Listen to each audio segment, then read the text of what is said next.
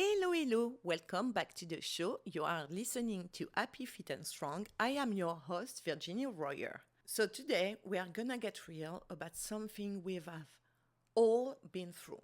A week that just drains you emotionally. You know those weeks when everything feels heavier and you just end up feeling exhausted. When everything seems impossible, so hard, and really overwhelming. And you feel incapable of finding a way to get better. You feel you cannot get out of this state. If you follow me on Instagram, you might have noticed that I didn't post anything for a week. I was emotionally overwhelmed.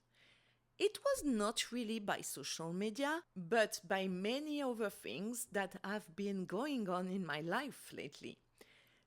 So I decided to cut myself some slack. So if you have had one of those weeks, or even if you haven't, but you want to be prepared for when it happens, stick around. We're in this together, all together in our own journey, as I love to say. Okay, let's dive in. First off, I want to say it's okay not to be okay. It's okay to have those weeks, those days. It's okay. Give yourself grace. We are humans. And sometimes life throws a lot at us. Whether it's work stress, personal stress, or just the craziness of the world, it happens and it sucks. But it happens. Seriously, sometime we would be happy to have a little bit of break from problems, life's challenges, and BS in general.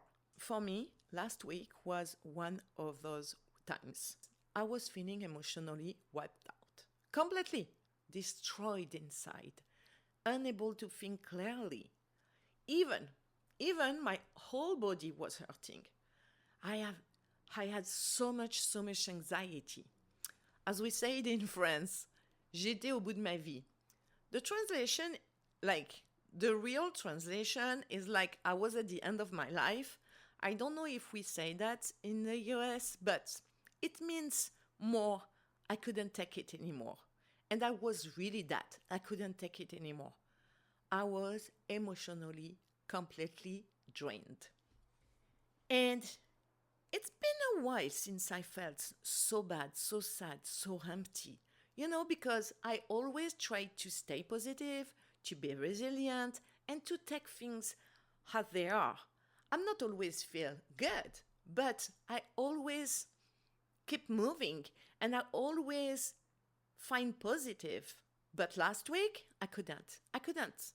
Everything was so hard. It was like I have a roof, a big dark cloud above my head. I always take things as they are, but sometimes too much is too much. I got triggered by something really huge and other things happened. I got rejection after rejection and people I loved so much got distant. And honestly, it was too much to take in. It was really too much. But you know what? At one point, I told myself that it was okay. I gave myself some grace and did my best and took it one step at a time. Like I did for the marathon.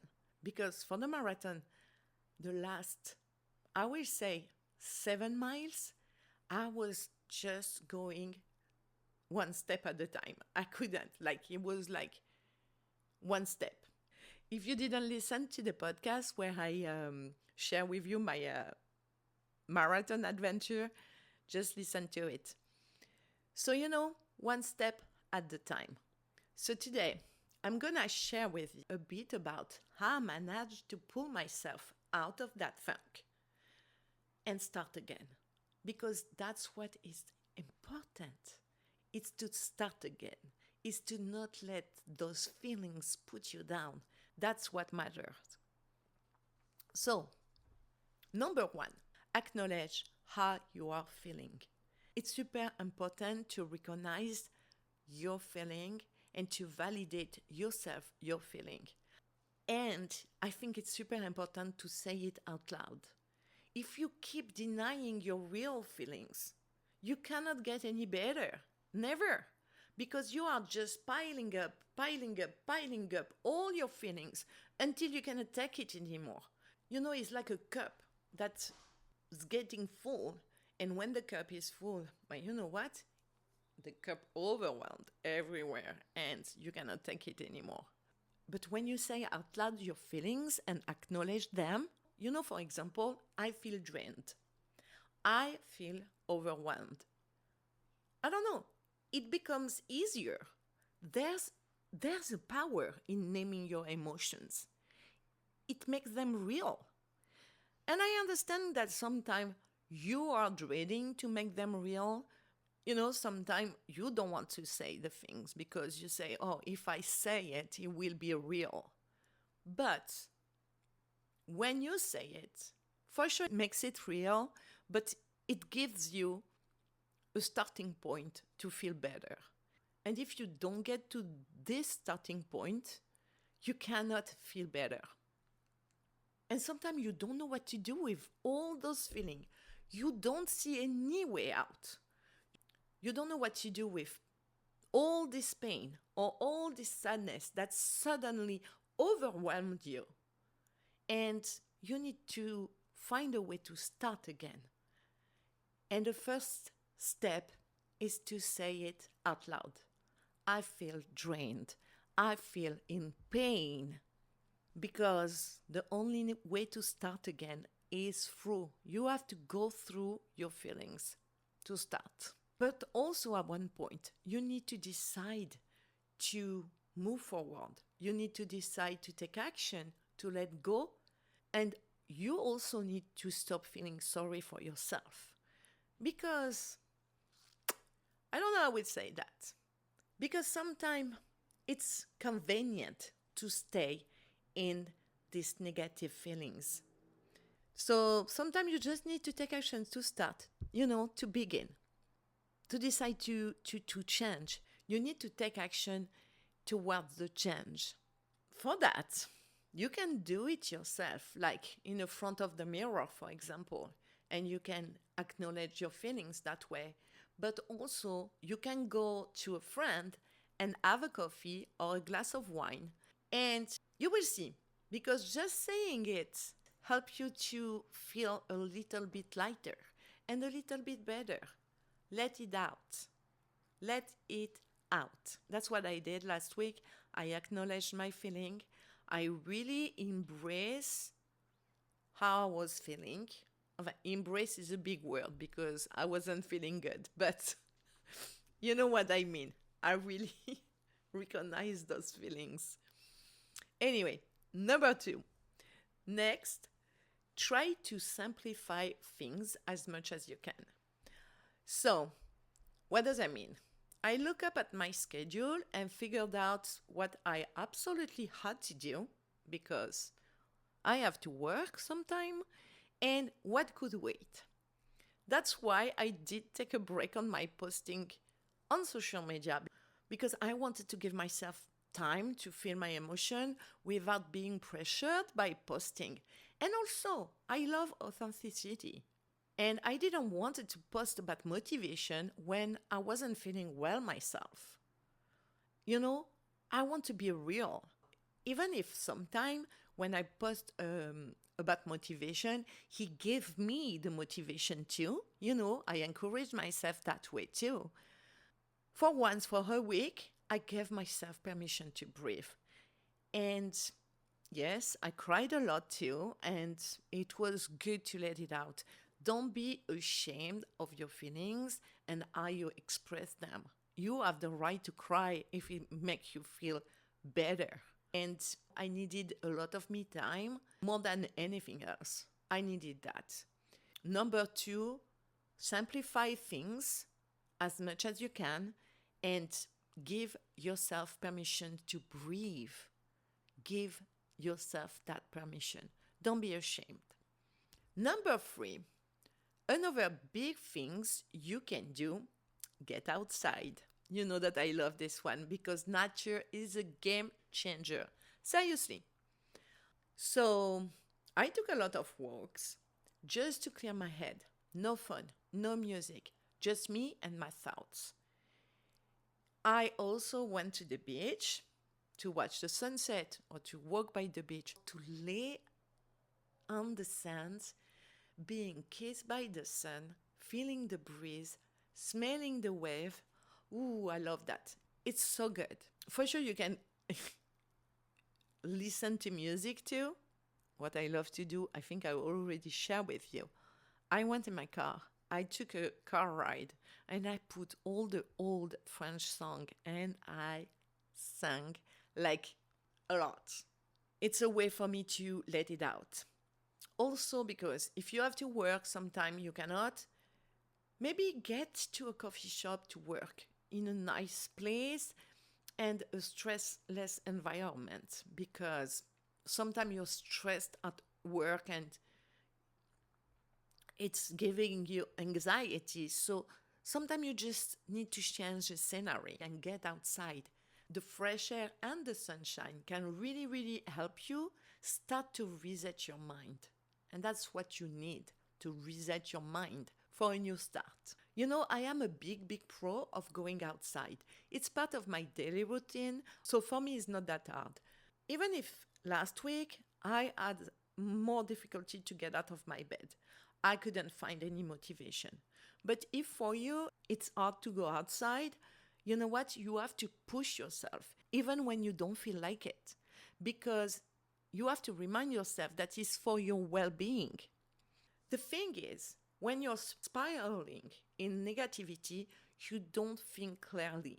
And it's hard to think ahead and find the motivation, just to get dressed or to get out of the bed or to just take the car to go to the beach.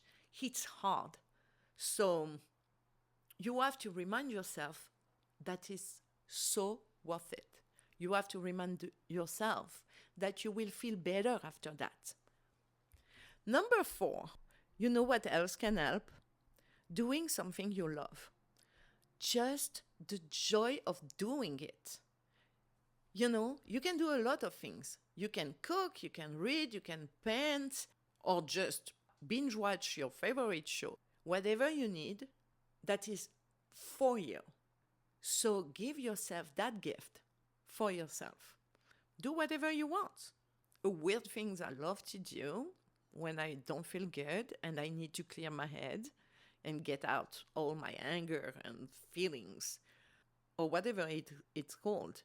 Is to do a deep cleaning of my house. I declutter and get rid of things. Oh, I love to get rid of things that I don't need anymore. It's like at the same time you get rid of some emotions. So I love it. I found it really comforting. So do something you love. Push yourself. Push yourself, because sometimes we cannot find the motivation, but push yourself to do something you love at least once a day. Also, number 5, you can talk to someone.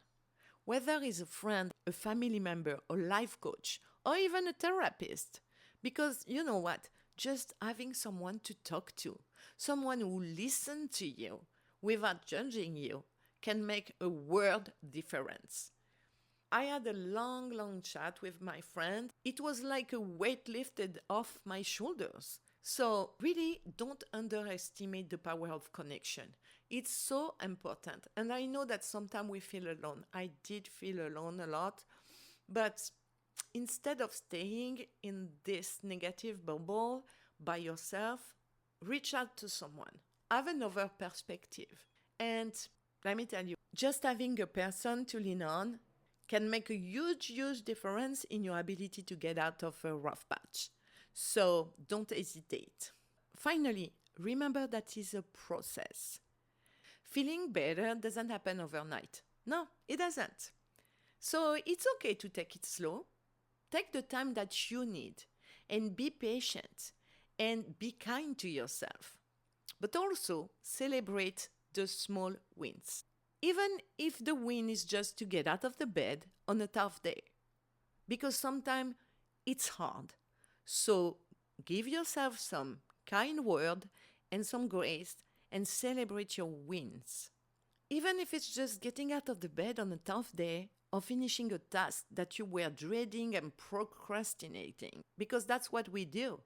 When we don't feel good, we don't do the things that we should do. So to wrap up, if you are feeling emotionally drained, remember that it's temporary. You have the power within you to start again. Also, as you see, there are so many little ways to begin the process, to start taking action. So be kind to yourself. Take things one step at a time. Take that nap that you need. Watch that show. Go on vacation. Do the things that you know will make you feel better.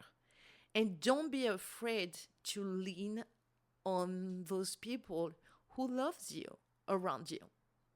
What is the most important is self-care and self-love at the end. So that's what you have to do. Practice self-care and self-love and give yourself everything you need. Thank you for tuning in, and I hope this helps. If you are going through a hard time right now, remember, you got this. You got this. You can chat with me on my Instagram at Virginie Fit and Strong. I will be happy to chat with you. Let me know how you feel. Don't forget to subscribe to the podcast. It's really important for me, and I'm really grateful for all of you. Until next time on Happy, Fit and Strong, take care, smile, keep moving. I love you. Bye-bye.